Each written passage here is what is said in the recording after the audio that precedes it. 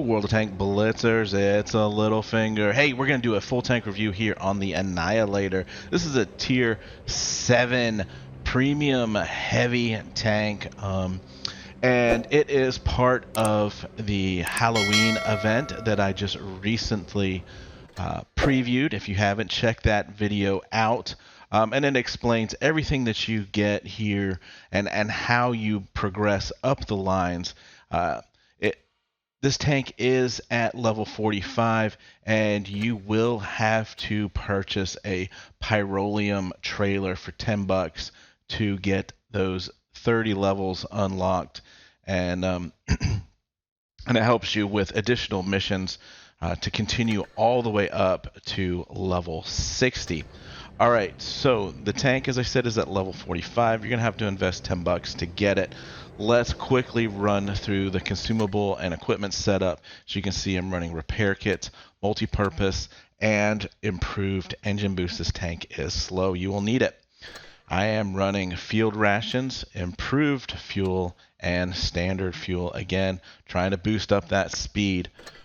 50, 28, and 12 on the armor. Ideally, you'd want to keep these in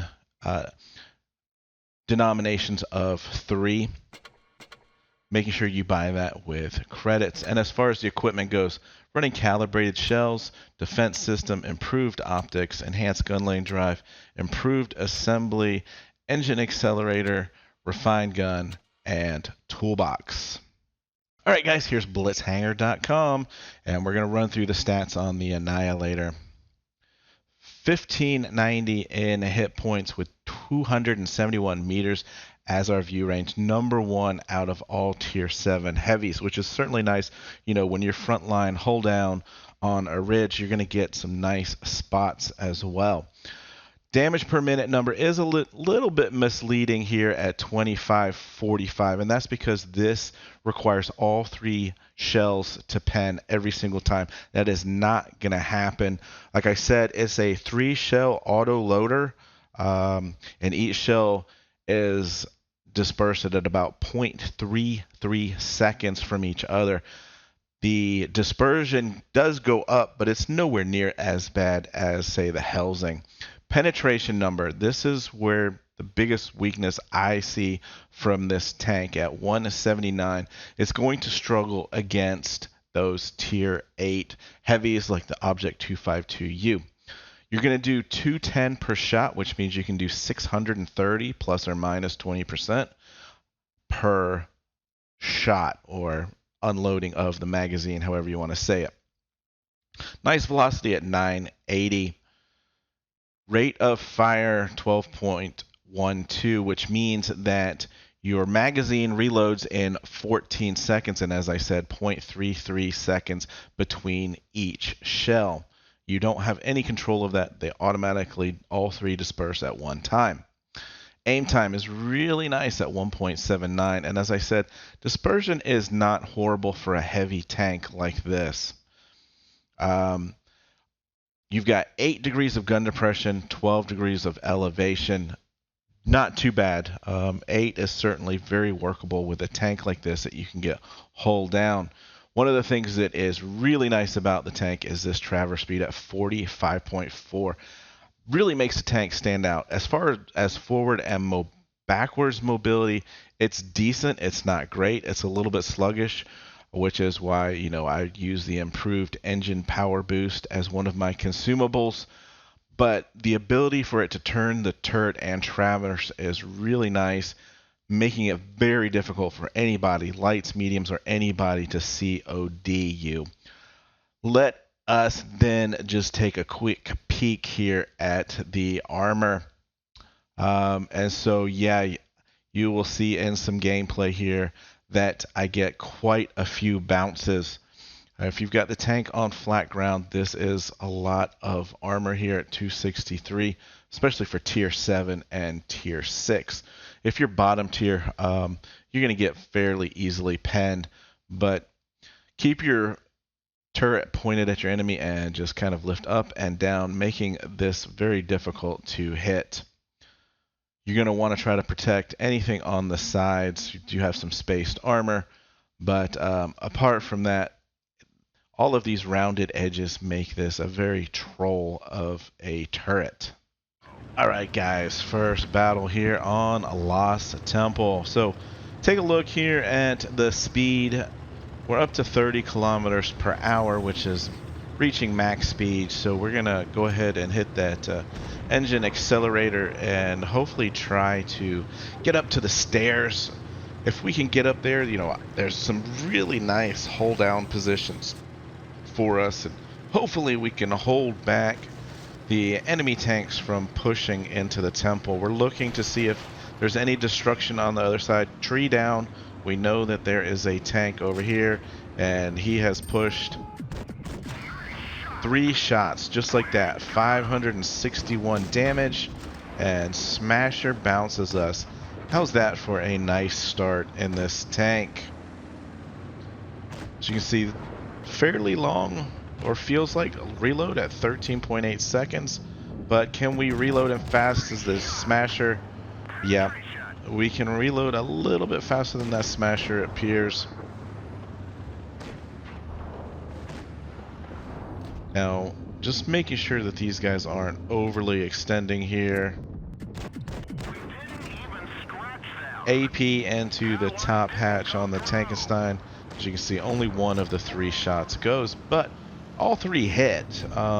So I was kind of expecting something, as we take a big shot there from the Smasher, but we do just as much damage as a Smasher if all 3 of our shots hit. That's just insane. And as you can see here, finish him off about the same reload time as a Smasher.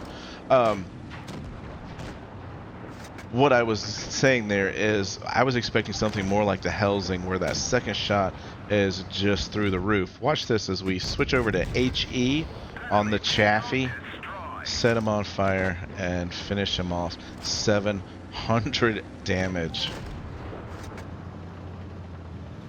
This is like having a mobile SU, or even a Smasher once you get all 3 of those shots going in.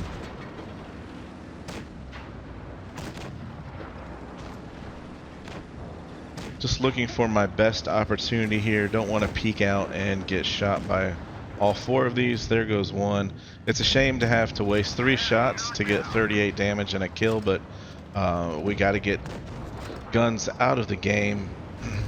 I was a little bit rude to the Nashorn here, but it's all for one when there's only 1 tank left.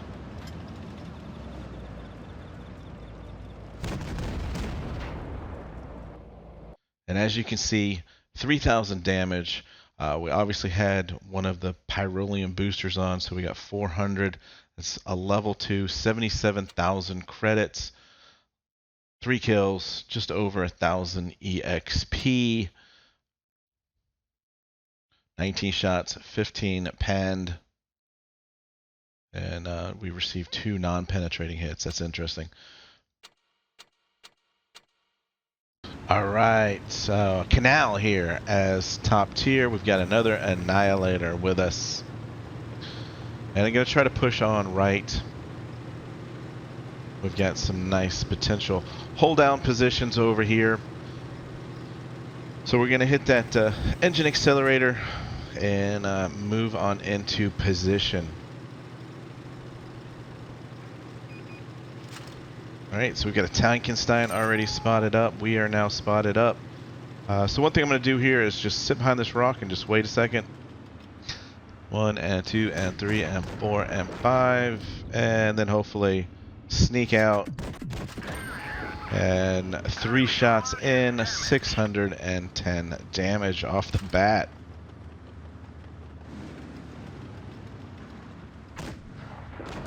Peeking around the corner. And that gives you a good idea of the dispersion on those 3 shots. Managed to get the first one to go in, but the other 2 were just not on point. So you really want to aim for big, flat, weak spots. That time we got 2 to go into the hatch on the Tankenstein, so a little bit better than the first game of only getting 1.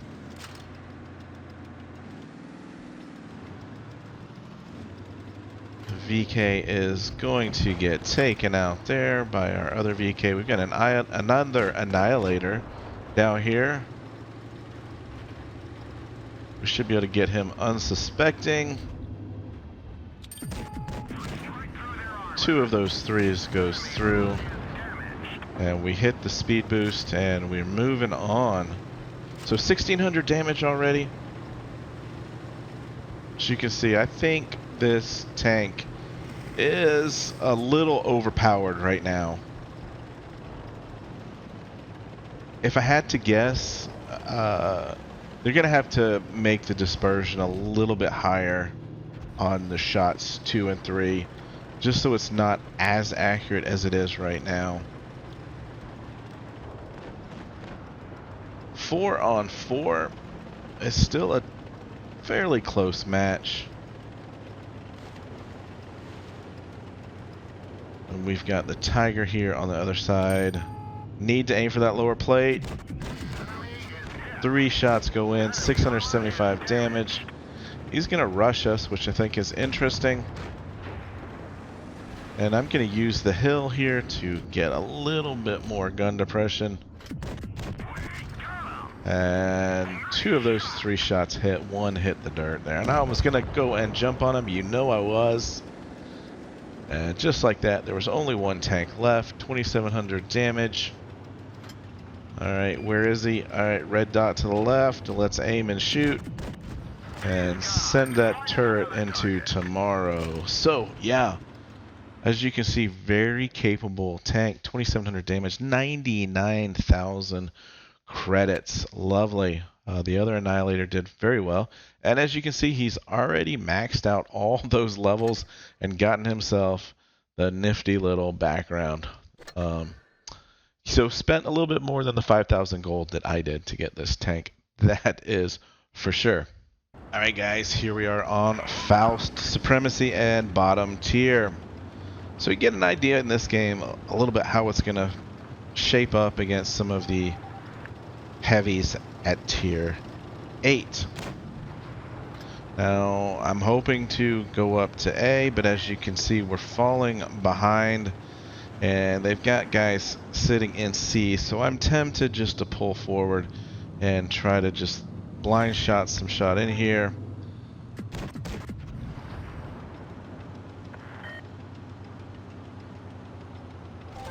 They've pushed into B already, and you can see KV5 is making a move over to our D cap.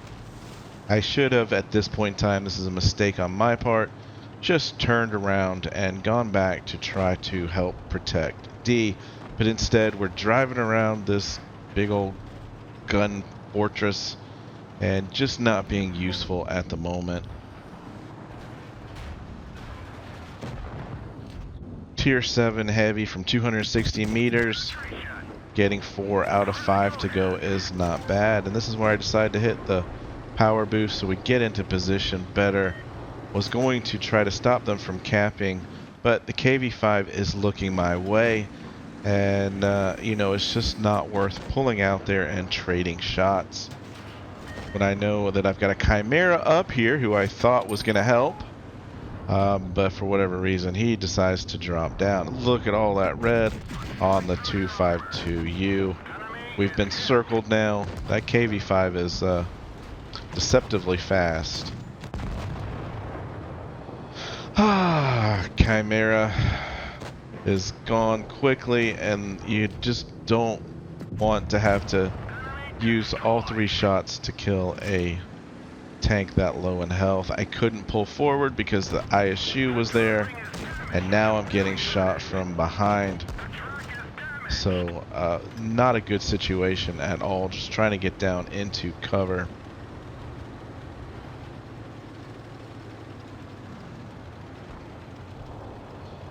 Might should have just stayed here and tried to just get the cap back and play defense, but you know, I'm going offense here, and that KV5 with his speed surprises me and takes us out. Meanwhile, T69 here Come on, dude. Does get the defender.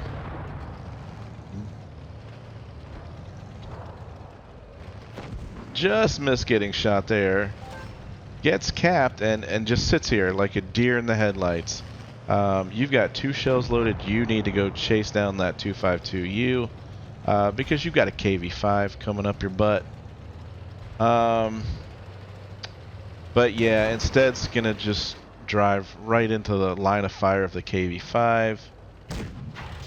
Get 1 shot in, and that's all she wrote. So, yeah, not the greatest team. I have averaged just over 1-0 per team. I started out real bad, had 3, and then 2, and then 2, and then 2, and then 1. This game looks like the Tiger managed to get 1 shot in. So, you're not going to win every game in the tank. All right, guys. So, one more battle here just for fun. And then we'll get back to playing this in real life.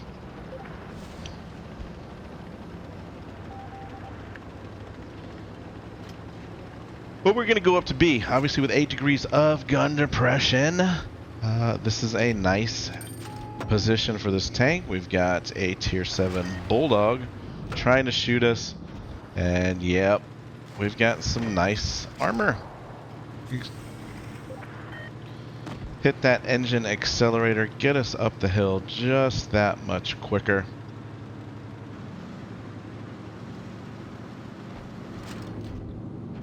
And we've spotted at least 2, if not 3, to the right of us.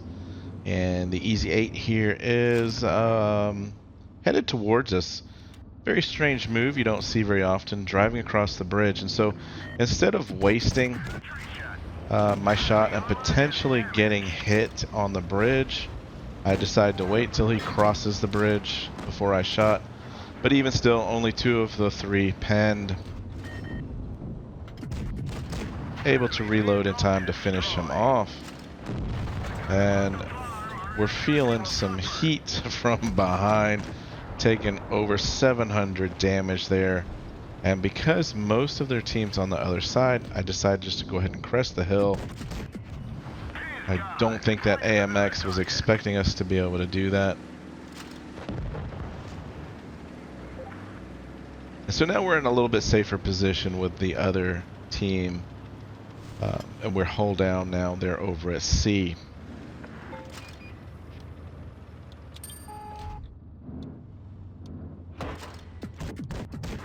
That's kind of a long shot, I would say. Eraser, if someone's backing up in front of you, just back up. Let them get out of...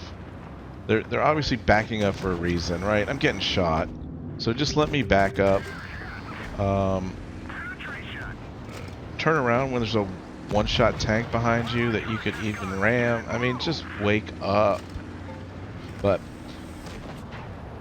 really shouldn't complain. Obviously, this is an event. It brings out everybody.